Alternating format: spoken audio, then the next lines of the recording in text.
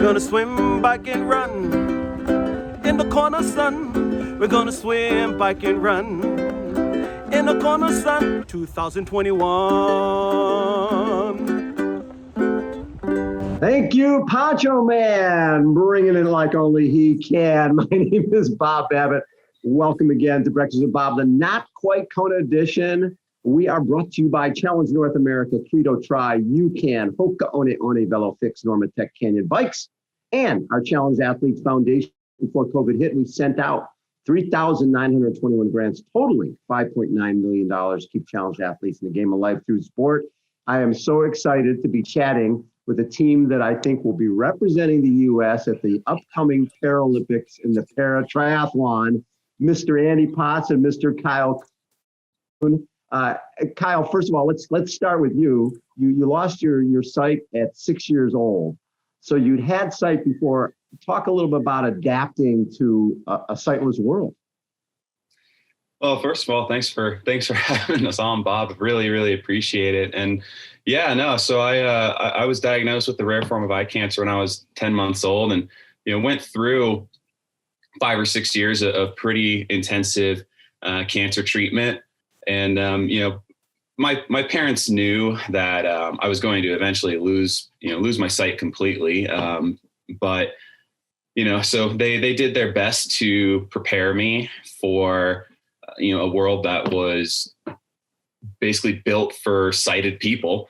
So, I was learning orientation and mobility skills. I was learning how to read and write in Braille and all that, when I actually went blind. But, when you wake up in a hospital room and, you've just had your second eye removed, you're not exactly thinking, and as a 6-year-old kid, you're not exactly thinking, hey, I've been presented with all these skills and, prepared to take on a world to overcome all these challenges. You're just, all you're thinking is, oh man, how am I going to go play basketball with my friends in the street tomorrow? How am I going to go, rollerblade or ride my bike or, go to the pool and, jump off the diving board and all that. So it was hard at first, but I was really, really fortunate to, meet some people shortly after I lost my sight that kind of guided me to understanding that, even though I couldn't see anything, I still had just a world of opportunity ahead of me if I was willing to put in the time and the work to figure it out. So you met Erik Weihenmayer, who climbed Everest, visually impaired, a guy who I interviewed years ago, probably one of the most motivational people I've ever met. And I'm assuming that he was a big impact. Erik is still a really good buddy to this day. So I met him. I joke that I met him before he became really big and famous. He was known. He was already known, beginning to get known when I lost my sight. But I met him just a few months after I turned 7, and he just kind of sat me down and was like, Kyle, like, you're a really cool kid, and like, you can do so much, and you just gotta be willing to try something crazy. So like, I want you to just go try rock climbing, and then so I go and I try rock climbing, fall in love with it, follow Erik's journey, and then when he goes and climbs Everest and finishes the 7 summits and all this, and and we're still in constant contact at this point, and and then he invites me on these various trips with his organization, No Barriers, and all this. I share a tent with him at one point. He's got really stinky feet, and I'm like, dude, you're just like you're just some crazy blind guy like me. And so, and that was just the that was kind of the just an eye opener. It's like yeah, I mean he's a motivational guy. He guided me to to just a lot of my life philosophies and such. But just because he was a normal, regular guy, not some, crazy celebrity. He was just a normal guy wanting to help kids and, people like me reach their full potential. So Andy, first of all, as a guy who can certainly relate to journeys that go a lot of different directions, because you were a working guy, you were making 90 cold calls a day, and realized that, okay, I missed making the Olympic team in swimming, and I'm going to give this another shot. And you end up convincing USA Triathlon to have you come to Colorado Springs. Next thing you know, you're on the 2004 Olympic team, which I think is unbelievable. Talk a little about meeting Kyle and deciding that, you know what, this could be a really cool journey too. Yeah. So Kyle reached out to me July, August of 2020. And, it's the pandemic. Life is just a little different. And it broadened my horizons as soon as I read the email. I've got 2 kids, and my kids are wonderful. I told Kyle the first time we talked, I said, listen, I've got to experience some really amazing things in life. Life is super special. And when you can set goals and reach goals and meet people and travel to amazing places, like, it broadens your horizons. And now with my kids, I'm starting to really take like these thrills that they're experiencing. I'm not trying to live vicariously through them. I'm watching them develop and grow and blossom and flourish. And I thought about Kyle in the same regard. He's certainly not my kid. He's 29 years old, but I told Kyle, I said, listen, I would really love to help you achieve your goals. What are your goals? Where do you see yourself? What's the direction going? And, it was interesting to hear Kyle's perspective on it, because, oftentimes in life, you don't know what's possible until you see somebody else blaze a trail or create a path. And you just don't know what the world of possibilities even holds without someone else kind of showing you the way. And maybe that was Erik for Kyle. But also, like, I think it's Kyle's imagination and Kyle's drive that has created new possibilities for him. It's similar to you, Bob, too, with Ironman. We didn't know where Ironman was going in 78. No. I mean, how could you have? So that leap of, going through an unknown passageway and trailblazing your own trail, was a journey that I wanted to at least hold, be next to Kyle for a little bit of it. And yeah, we're starting it for sure. So you're the first American Olympian to guide a Paralympian to try to go to the Paralympics and guide a paratriathlete. That's going to be pretty, if that happens. And you guys just went 58-18. You won in Sarasota. You guys are looking good. Now, have you raced before, or was that the first one? So we had done a triathlon together. So we did the Last Call triathlon in Loveland, Colorado, at the end of September. But whether you want to call that racing, a triathlon. I mean, Bob, there's a big difference between completing a triathlon and then racing. Trying to do it at a competitive level against your competitors. So we were fortunate enough that we got to at least clunk through a sprint beforehand. And then we've also just spent a lot of time together the last 5-6 months.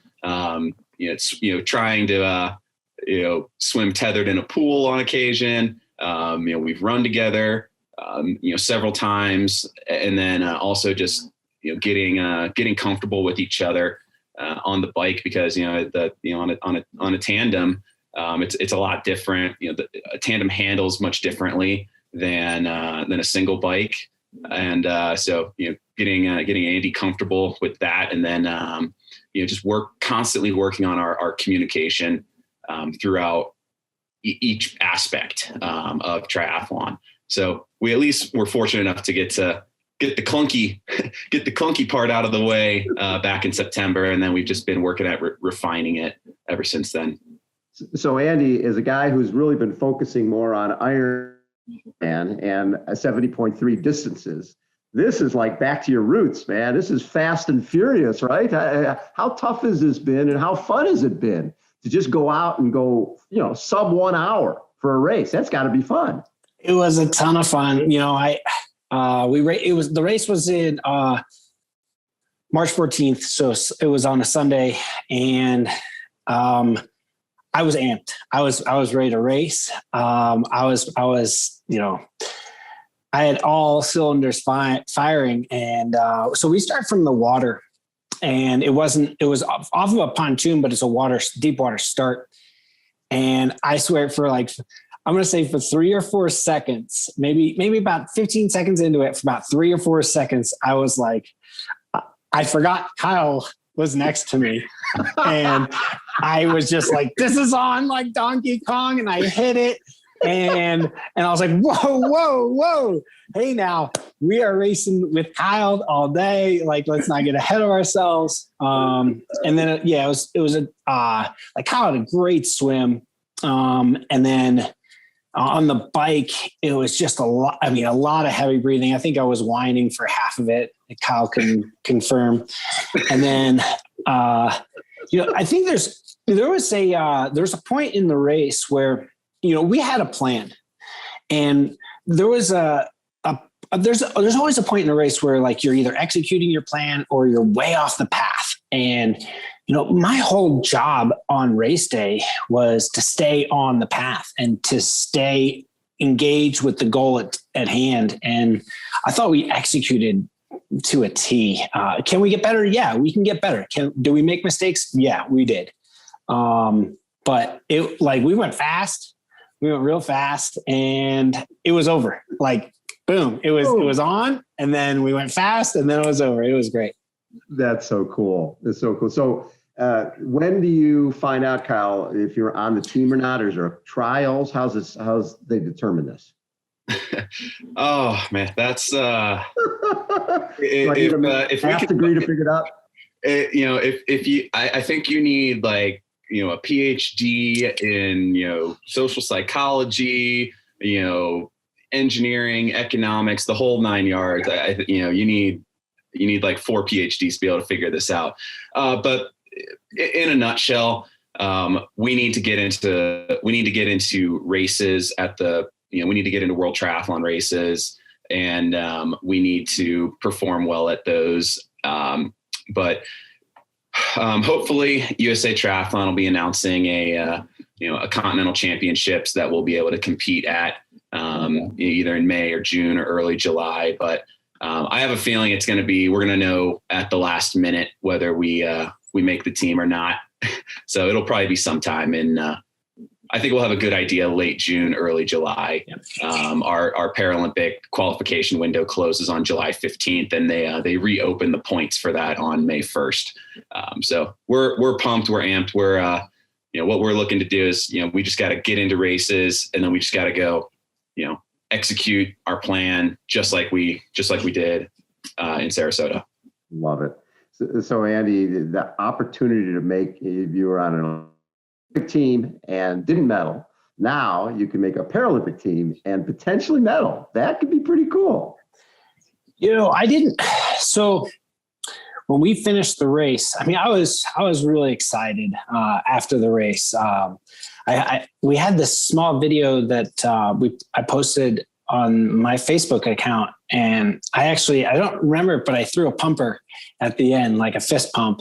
Yeah. Just because we executed, and I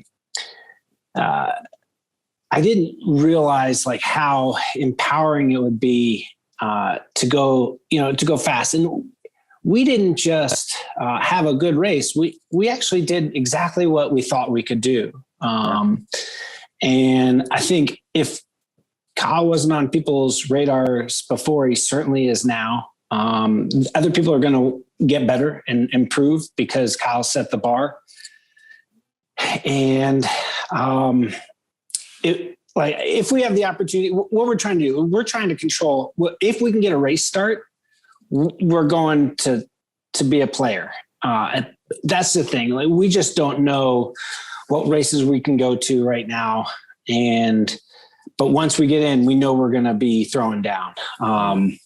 And Kyle said to me, he's like, that wasn't just a get on the team race. That was a we can medal in Tokyo race, and we can maybe decide the color of the medal type of race. So we can get better too. So yeah, we're excited. The key is, if you're going to be on the podium, why be looking up at anybody? That's sort of the deal, right? You want to be looking down at that silver bronze guy. Hey guys, congrats on the race this last weekend, and I can't wait to hopefully see you guys in Tokyo. That's going to be a blast. This is Kyle Coon and Mr. Andy Potts. Hopefully, will be representing the U.S. at the paratriathlon in Tokyo coming up this summer. Thank you, boys. Congrats. Thanks, Bob. Thanks, Bob. Again, Breakfast with Bob, Not Quite Kona edition. Thanks, everybody, for tuning in. We will catch you next time. See ya.